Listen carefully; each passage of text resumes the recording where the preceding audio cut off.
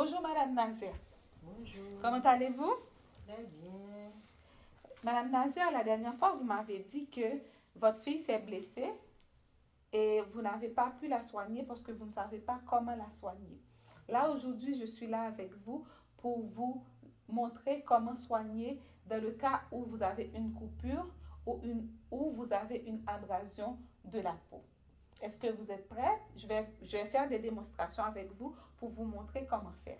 Oui, je D'accord? suis prête. OK. Donc, l'objectif de l'enseignement, c'est que vous arrivez à soigner à la maison une coupure ou une abrasion. De ce fait, j'attends à la fin de l'enseignement que vous puissiez savoir les techniques pour soigner une abrasion, une coupure. Euh, quand quand est-ce qu'il faut appeler le 911 et vous devriez savoir les signes d'infection qui peuvent accompagner et qui peuvent arriver au cas où vous avez une coupure ou une abrasion et aussi les précautions qu'il faut prendre. D'accord? D'accord. Ok, premièrement, je vais vous expliquer comment, dans le cas où une abrasion, une coupure, c'est une lésion au niveau de la peau, mais qui est superficielle. Comme ça enlève l'épiderme qui est, on va dire, la première peau, mais ce n'est pas profonde. Donc, dans le cas où vous avez une coupure ou une abrasion, qu'est-ce que vous devriez faire? Donc, dans le cas où vous avez une coupure ou une abrasion, vous devriez premièrement laver votre main, ou du moins si c'est votre enfant, vous allez la soigner, vous lavez votre main avec de l'eau et du savon. Ensuite, ce que vous allez faire, vous allez, si jamais ça saigne, vous allez prendre soit une toile propre, ou du moins si vous avez une trousse de premiers soins, il peut y avoir des compresses là-dedans. Vous prenez une toile propre, vous mettez sur la plaie, on va supposer que la plaie est ici. Vous prenez, vous faites une pression. Comme ça va arrêter le sang. OK? Mhm. Deuxième étape. Ce que vous allez faire, vous allez laver là où il y a la plaie avec de l'eau. Donc, vous allez dans le robinet, l'eau doit couler d'ici vers ici. OK? Si jamais autour de la plaie, c'est sale, vous pouvez laver autour de la plaie avec de l'eau et du savon doux. Autour de la plaie, pas dans la plaie. OK? Ok. Ensuite, vous ne frottez pas la plaie. Vous laissez l'eau couler sur la plaie. Si jamais il y a la terre et des affaires comme ça va couler, ça va enlever la terre. Puis, ce que vous allez faire ensuite, vous allez prendre un pansement. Il y a différentes qualités de pansement. Vous allez prendre un pansement, puis vous appliquer sur la plaie ou sur la coupure. Le pansement doit être changé. Si c'est sale, vous changez le pansement. Et quand vous changez le pansement, vous devriez surveiller des signes d'infection. Quels sont les signes d'infection que vous pouvez avoir?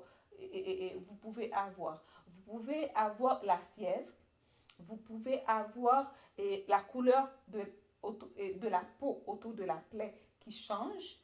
Et vous pouvez voir aussi qu'il y a du pus qui sort de la plaie ou autour de la plaie, c'est comme gonflé, ce qu'on appelle l'œdème autour de la plaie, ou du moins il peut y avoir une mauvaise odeur qui dégage dans la plaie. Donc, quand vous avez ces signes-là, il faut aller appeler le 811 ou du moins aller aux urgences pour qu'on puisse faire les suivis nécessaires. C'est bon, vous avez compris? Oui. OK. Mais quand vous vous blessez, si jamais vous vous blessez et que vous remarquez que vous faites la pression avec la toile, le sang, ça ne s'arrête pas. Ou du moins, vous voyez que le sang, ça sort en jet. Ou du moins, vous êtes blessé par exemple ici, mais vous n'arrivez pas à faire des mouvements avec l'extrémité du membre atteint, soit la main, le pied. À ce moment, il faut appeler le 911 parce que c'est un cas urgent. C'est bon? Oui. OK. Il faut aussi prendre des précautions. Et vous devriez toujours avoir chez vous une trousse de premiers soins. Si jamais il y a quelque chose, vous pouvez faire les premiers soins. Vous pouvez aussi porter des gants lorsque vous manipulez des objets tranchants. Et aussi, vous devriez vous assurer que vous êtes toujours à jour avec vos vaccins contre le tétanos. Parce que lorsque, avec même une petite abrasion, une petite coupure, vous pouvez attraper le tétanos avec. D'accord? D'accord. OK. Est-ce que vous avez compris? Est-ce que vous avez des questions? J'ai compris, pas de question. OK. Je vais vous poser quelques questions moi-même pour voir si vous avez bien assimilé ce que je vous ai enseigné. D'accord? D'accord. OK. Quand vous êtes blessé, quelle est la première étape que vous devriez faire avant de vous soigner? Ok.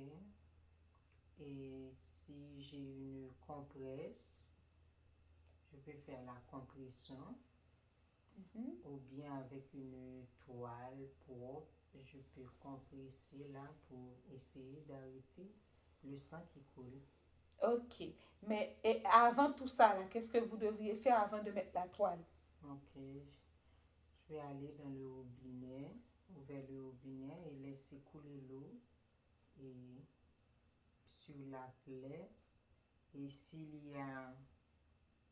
autour de la plaie est sale, je peux laver tout autour de la plaie avec une serviette propre et du savon doux pour laver le contour de la plaie par frotter la plaie. OK. Mais avant tout ça, vous devriez laver vos mains. Oui. OK. Et est-ce que vous pouvez me dire deux signes d'infection et deux signes qui peuvent vous dire que la plaie est infectée? Hum, Il y a gonflement Mhm. et puis et pus qui sort de la plaie. Oh oui, ce sont des signes qui peuvent vous dire que la plaie est infectée. Et aussi, c'est quand est-ce que vous devriez appeler le 911 si jamais et vous êtes blessé. C'est à quel moment, quel signe qui vous dit que là, je dois appeler le 911?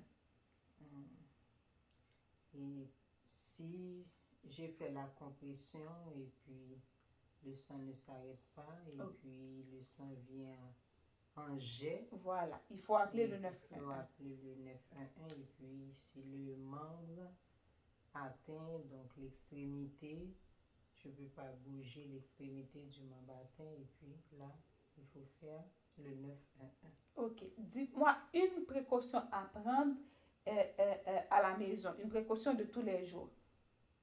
Pour si jamais vous coupez, c'est comme une précaution que vous devriez prendre. Ok, je dois toujours avoir une kit de Mhm. premiers soins.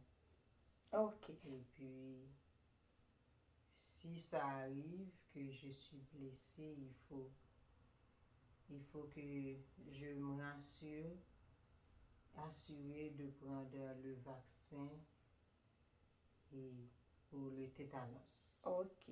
Je vois que vous avez bien compris et, et l'enseignement. Je vous laisse toutefois cette feuille. C'est comme un résumé de tout ce qu'on a parlé, que vous pouvez regarder en tout temps. Si jamais quelque chose vous échappe, vous pouvez aller voir et savoir comment faire. Puis là, je suis là, vous pouvez m'appeler à n'importe quelle heure. Comme ça, je réponds à vos questions. Merci beaucoup, merci pour votre aide, merci pour la formation. Merci à vous. Ok, d'accord.